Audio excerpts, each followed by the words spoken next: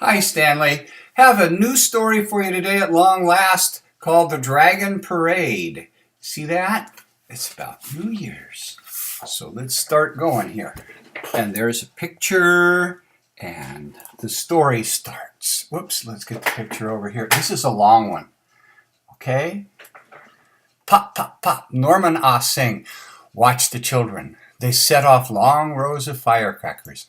Gong hei fat choi, he called. I wish you good luck and happiness.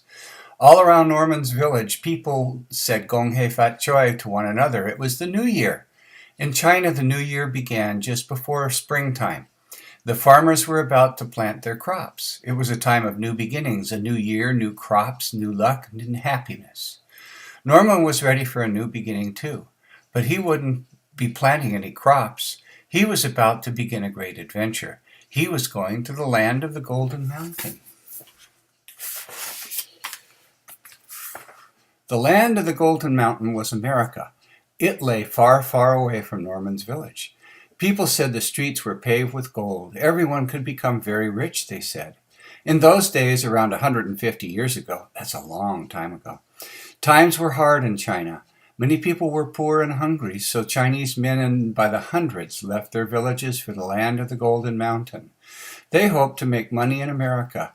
Then they could help their families. Norman wanted to help his family too. He decided to go to the land of the Golden Mountain. One day after the new year began, Norman said goodbye to his family. He said goodbye to his village. Then he went to the sea, where he got on a ship with hundreds of other Chinese men. It was a new beginning for Norman. Look at that.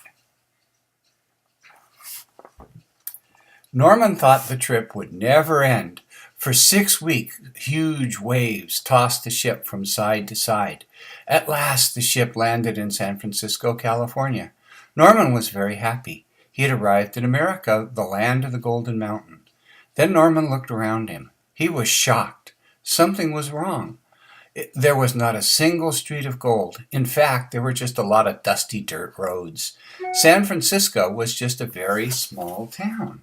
Back then it was.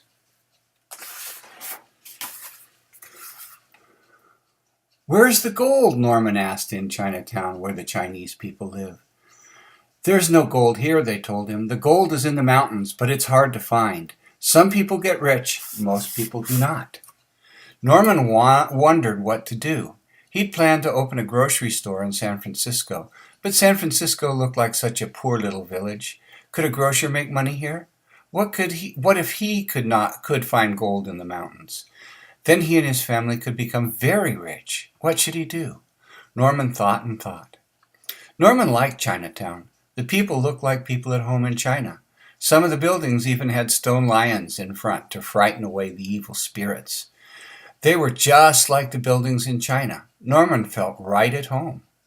Finally, Norman decided to stay in San Francisco. Everyone needs food, he thought, so he opened his grocery store.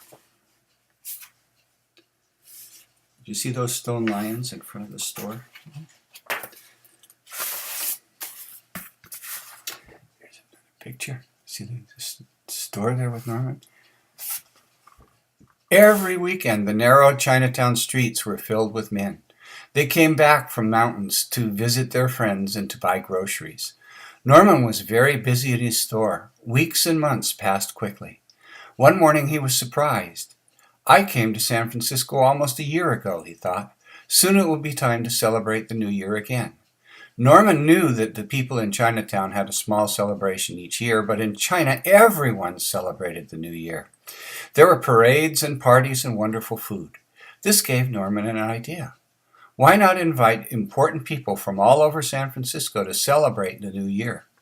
Then the people of Chinatown could make new friends. Norman told everyone in Chinatown about his plans for a big New Year's celebration.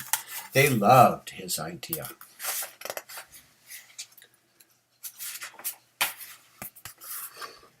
There was so much to do to get ready for the new year. The people of Chinatown had to plan a huge feast and clean their houses and stores and hang red scrolls on the windows and doors and put up paper lanterns. and pay all of the money they owed and get haircuts and buy new suits and go to the temple to pay respects to their ancestors. There was so much to do. That's what San Francisco looked like back then. Friday was New Year's Eve. Chinese people from all over California had heard about the big celebration. They headed to San Francisco.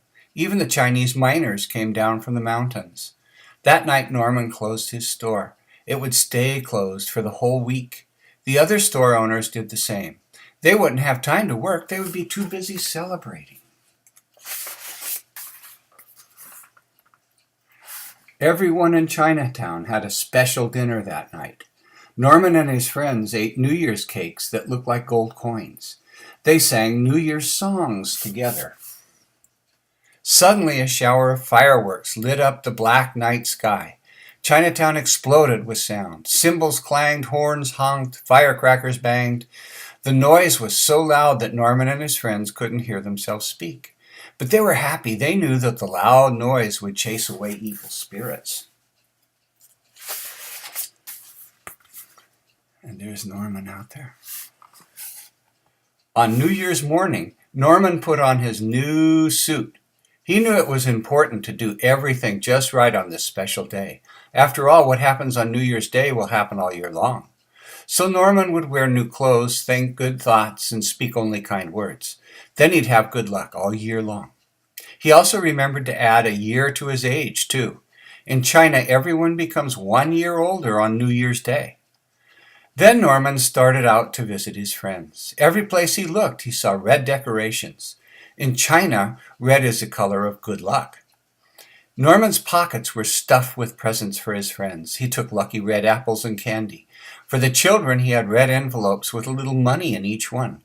Gong hei fat choi, Norman called out to everyone he saw. In the afternoon, the lion dancers came.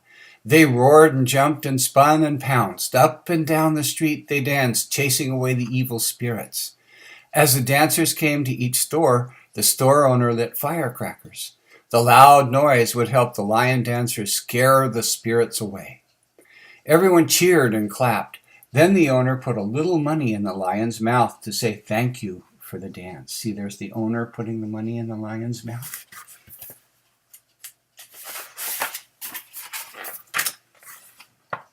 Now it was time for the dragon parade. Up and down the main street of Chinatown, people waited for the dragon. Where is it? When will it come? People asked. Suddenly there it was. Like a great red and gold and green serpent, the dragon danced and pranced all along the street. Its bright, fiery eyes splashed wildly. The dragon had a red tongue and many feelers on his head. Norman knew that this wasn't a real dragon. He could see the 30 men who carried its long silk body, even though it was an amazing sight. Here, get this page turned. Look at that. You see that? This was the first dragon parade many of the people visiting Chinatown had ever seen. Norman and his friends told them about the dragon. It was made in China, they said, and brought to America on a ship. They explained that the dragons are special animals. Chinese people believe that dragons are strong and good. Once a year, the dragon comes to wish everyone peace and good luck. When the dragon passed, the parade was over. Now I will wish you a happy New Year at my house, Norman said, and people headed to Norman's home for the banquet. They were very hungry after such an exciting day.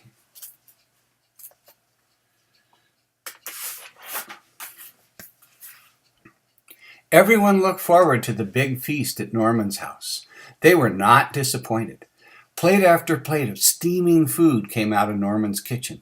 Soon the banquet table was piled high with fish, chicken, pork, beef, vegetables, and noodles. Look at all those people. Each dish had a special New Year's meaning. Norman told them, the whole fried chicken will bring good luck. The fish will bring enough food and money for the whole year. Norman and his Chinatown neighbors told the people of San Francisco all about their celebration. They were glad to share their new year with their new friends.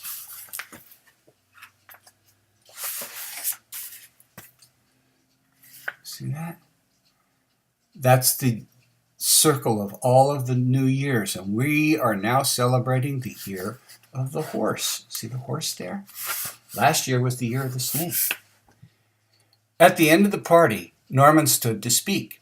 Our calendar, he told the guests, follows the moon. Each month begins when there's a new moon in the sky. Every 12 months, there's a new year. Each year is named for one of 12 animals: rat, ox, tiger, rabbit, dragon, snake, horse, ram, monkey, rooster, dog, or pig. Norman raised his glass. He made a toast to the year of the ox.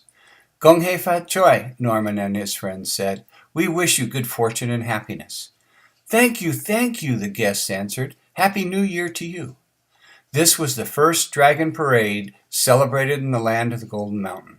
It was a new beginning for everyone. And that's the end.